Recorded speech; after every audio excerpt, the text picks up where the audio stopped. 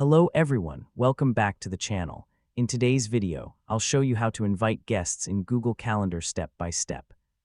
If you want to schedule a meeting, online class, interview, or any event with other people, Google Calendar makes the process very easy. First, open Google Calendar in your browser and click the Create button. Select Event to create a new event. Now enter a title for your event. After that, choose the date and set the start and end time. To invite someone, click the Add Guests field and enter the email address of the person you want to invite. You can add one guest or multiple guests depending on your event. Below the Guest section, you'll see Guest Permissions.